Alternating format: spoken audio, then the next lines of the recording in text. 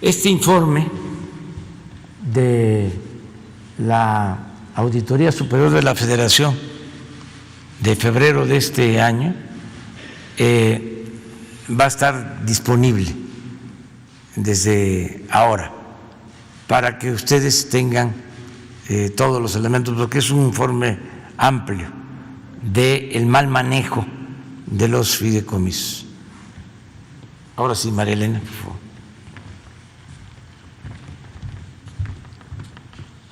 Gracias, señor presidente, con su permiso. Bueno, pues cuando llegamos a CONACYT y teniendo muy clara este compromiso del presidente, del señor presidente de la República, de cerrar los fideicomisos, pues una de las primeras tareas a las cuales nos abocamos fue a revisar los fideicomisos. Si me pasan la siguiente, por favor. Y en contraste con lo que es el objeto del Consejo Nacional de Ciencia y Tecnología, que es contribuir al avance del desarrollo científico y tecnológico desde México, fundamental para garantizar nuestra soberanía nacional y de contribuir también a el bienestar del pueblo de México, al cuidado ambiental, lo que nos encontramos, y está muy ligado al uso discrecional, opaco, a partir de los fideicomisos, es que se habían realizado, en este caso me enfoco aquí, de 2013 a 2018, transferencias millonarias al sector privado vía CONACYT. Y entonces podemos ver aquí que solamente a través de los fideicomisos se transfirieron más de 15,000 millones de pesos y a través de un programa, este programa PEI, que es un programa fiscal que todos los años se iba alimentando, se transfirieron más de 26,000 millones de pesos para dar un total de 41,624 millones de pesos transferidos directamente de CONACYT a empresas. ¿A qué empresas? Aquí puse solamente algunos ejemplos, algunas de ellas son transnacionales, como ustedes pueden ver, está ahí IBM, está Monsanto, está Bayer, Kimberly-Clark, pero también están algunas grandes empresas nacionales como Volkswagen, Mabe, y este rubro, este conjunto de empresas que aquí solamente pongo a manera de ejemplo, recibieron un total de 891 millones de pesos de recursos públicos sobre texto, y digo sobre texto porque el análisis que hemos hecho realmente cuesta trabajo justificarlo, este recurso público en términos científicos reales. Y esto quiere decir que globalmente en el sexenio pasado, 44% de todos los recursos gestionados desde CONACYT, supuestamente para desarrollo científico y tecnológico y de innovación, que vamos a ver al final, no fue el sexenio de mayor eficiencia de innovación, fueron transferidos al sector privado y el 56% al sector público. La que sigue. Ahora, si nos enfocamos en los fideicomisos de CONACYT, que es el ramo 38, tenemos que de estos fideicomisos que están justamente, bueno, que afortunadamente se están modificando las leyes para poderlos extinguir, 91 fueron formados, instituidos para promover en diferentes formas actividades científicas y tecnológicas. 3 son institucionales, ahí está el monto, 11,850.20 millones de pesos gestionados en este periodo. 26 son sectoriales. ¿Qué quiere decir esto? Bueno, estos institucionales se manejan o se manejaban pronto en pasado directamente desde CONACYT. Estos 26 sectoriales se manejaban en colaboración con diferentes sectores del gobierno federal, y ciertamente es muy importante el desarrollo científico y tecnológico para sustentar las políticas públicas, pero la manera que esto se hacía implicaba una gran dispersión, atomización, y bueno, aquí se fueron 38,709 millones de pesos, y 35 de los fideicomisos son o eran mixtos, 32 con cada uno de los gobiernos de los estados y 3 con 3 municipios. Aquí se gestionaron 14,695.70 millones de pesos. Uno relacionado con la Comisión Intersecretarial de Bioseguridad de Organismos Genéticamente Modificados, que manejó un monto relativamente pequeño, y todavía estamos analizando los 26 fideicomisos de los centros públicos de investigación, puesto que estos se manejaban de manera prácticamente autónoma por cada uno de los centros públicos de investigación. Y debo decir que la mayor parte de los recursos que están depositados en estos fideicomisos son por ingresos propios de los centros públicos de investigación y van a regresar a sus cuentas con la extinción. Entonces, por este lado no debe de haber preocupación. En total tenemos un monto de 65,335.70 millones de pesos, que es casi 3 veces el presupuesto global anual del CONACYT. Y la cuarta parte de los recursos, solamente los fideicomisos, se transfirieron de manera directa a el sector privado. La que sigue, por favor. Las transferencias millonarias al sector privado incluyen muchas empresas, tanto nacionales como transnacionales. Aquí puse solamente un grupo de 10 empresas, algunas de las más beneficiadas. Resalta esta empresa RH México Simulation and Training, que en realidad es una filial de una transnacional alemana, y esta empresa sola recibió uno de los proyectos más cuantiosos de toda la historia del CONACYT, que implica un monto de 1,531.6 millones de pesos. Entonces, bueno, aquí tienen ustedes algunos ejemplos. Tenemos ya un análisis bastante completo y lo iremos detallando y se irá haciendo del conocimiento público, como nos ha indicado el señor presidente. Adelante, por favor. Otra característica que indica, por un lado, pulverización de fondos, que es otra forma de ineficiencia y de falta de planeación estratégica y de establecimiento de prioridades que realmente aseguren el beneficio del pueblo de México y del avance del conocimiento. Pero otro aspecto muy importante es la inequidad, y lo que encontramos es que el 1% de los sujetos de apoyos recibieron el 40% de los recursos de los fideicomisos. Este 40% implica 26,134.32 millones de pesos. Solamente el 1%. ¿Cómo es que se seleccionó ese 1%? Aquí hay muchísimas preguntas todavía que hay que averiguar. El resto de los recursos, 39,201 millones de pesos, se repartieron entre el 65% restante de los sujetos de apoyo. La que sigue, por favor. Dentro de los fondos sectoriales, los más cuantiosos son los fondos que se tenían o que se tienen todavía entre CONACYT y la Secretaría de Energía, y estos se alimentan de recursos que resultan de una proporción de la venta de hidrocarburos. De estos dos fondos, uno de ellos se llama el Fondo de Hidrocarburos, el otro de Sustentabilidad, llama la atención la cantidad de recursos transferidos al Instituto Mexicano del Petróleo, justamente en periodos que empezaron a ser asociados a la reforma energética y en donde el fortalecimiento de Pemex, la empresa del Estado en términos de hidrocarburos, no fue realmente muy apoyada a partir de desarrollos científicos y tecnológicos. Entonces, bueno, ahorita vamos a detallar un poquito más cuáles son las cuestiones que nos preocupan de esta asignación tan grande, 9,493.2 millones de pesos al Instituto Mexicano del Petróleo. También vemos transferencias a otras instancias, algunas de ellas han dado como resultado proyectos muy valiosos y vale la pena resaltar que estos proyectos se van a seguir apoyando y de hecho se van a poder apoyar de manera más eficiente. Entre estos proyectos realmente virtuosos están varios del CICESE, que es un centro público de investigaciones, del CONACYT, algunos proyectos de la UNAM, en fin, pero bueno, aquí vemos este proyecto millonario de esta empresa y también una cantidad muy considerable al Tecnológico de Monterrey, que es pues también una entidad privada. En fin, aquí sorprende nuevamente esta inequidad en la distribución y si vemos en la siguiente transparencia, vemos que este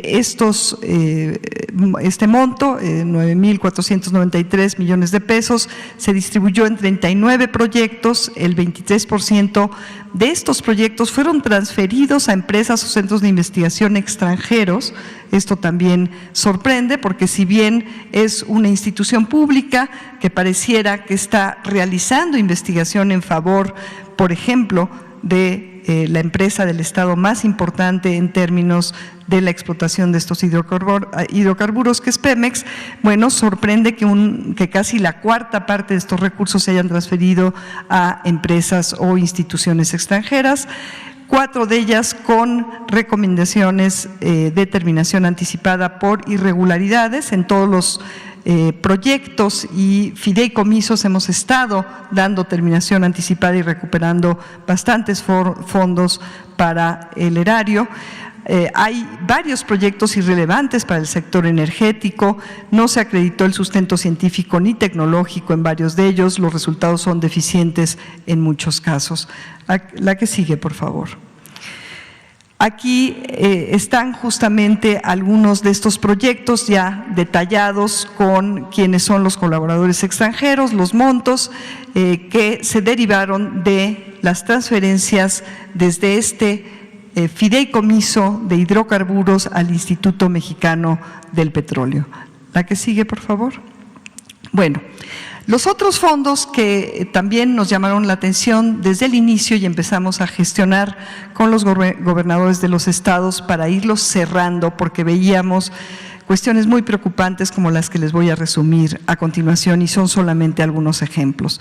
De 2013 a 2018, el 80% de estos 35 fideicomisos se destinaron para obras de infraestructura, de obra civil y solo el 8% para investigación en ciencia básica. El 55% de los recursos gestionados en estos 35 fideicomisos fueron a 10 estados solamente: Nuevo León, Guanajuato, Jalisco, Yucatán, Baja California, Querétaro, Estado de México, Hidalgo, Zacatecas y Ciudad de México. La finalidad original cuando se crearon estos fideicomisos era apoyar de manera equitativa a los 32 estados de la República Mexicana en términos de desarrollo científico y tecnológico. Esto tampoco sucede. Ha sucedido con estos fideicomisos, puesto que ha habido una gran concentración de los fondos públicos de la Federación asignados a estos 10 estados con respecto a algunos estados que recibieron muy pocos recursos y esto se correlaciona generalmente con los estados más pobres como Chiapas, Quintana Roo, Oaxaca, Guerrero, etcétera. El 11% de los proyectos de infraestructura se tuvieron que cancelar y además, si vemos de este 80% que se destinó a obra, bueno, encontramos una gran cantidad de irregularidades y de pasivos que se han ido dejando de este ejercicio realmente dispendioso y pues poco transparente. Y la cantidad de recursos que realmente se han destinado para atender urgencias estatales en términos de desarrollo científico y tecnológico son realmente muy poquitos y la mayor parte de los retos que tienen que ver con la contaminación del agua, la destrucción del ambiente, cuestiones de salud o simplemente el promover el desarrollo científico excelente potencialmente que existe en muchas universidades públicas de los estados ha quedado muy rezagado por la forma en que se han estado utilizando los recursos de estos fideicomisos. Adelante, por favor. Les voy a mostrar solamente algunos ejemplos que hemos estado analizando. Por ejemplo, este es un centro de innovación y desarrollo espacial para que en México se pudiesen diseñar, este era el objetivo original, microsatélites que sin duda podría ser un desarrollo tecnológico con muchas aplicaciones virtuosas para nuestro país. Se destinaron 80 millones de pesos y sin embargo lo que encontramos es que los planos de construcción del edificio, que tendría que tener especificaciones muy particulares para poder construir estos microsatélites, correspondían a un proyecto totalmente distinto. Había un cambio de constructora sin autorización, la obra no cumplía, por lo tanto, con lo acordado en el proyecto.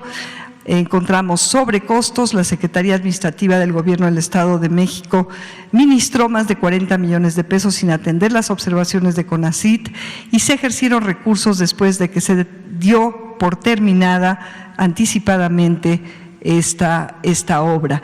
Y de hecho, de manera muy acelerada, sí se construyó un edificio que no tiene cuartos limpios, no tiene para nada la infraestructura que se necesitaría para poder construir estos microsatélites. Entonces tenemos ahí ahora un edificio que habrá que ver qué uso darle, pero desde luego no se puede utilizar tal como está para el objetivo que originalmente se planteó y para el cual se asignaron estos 80 millones de pesos.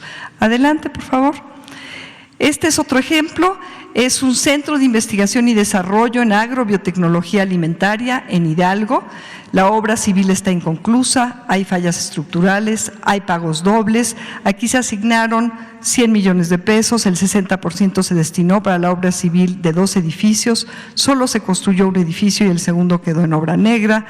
Hay retrasos en la entrega y fallas estructurales, varios conceptos fueron pagados en más de una ocasión y aquí también se tuvo que dar una interrupción. La que sigue, por favor. Hay multitud de estos ejemplos. Aquí reuní 46 llamados elefantes blancos que están o inconclusos, algunos son edificios realmente muy elegantes, como ustedes pueden ver acá, que implicaron cuantiosas cantidades de dinero.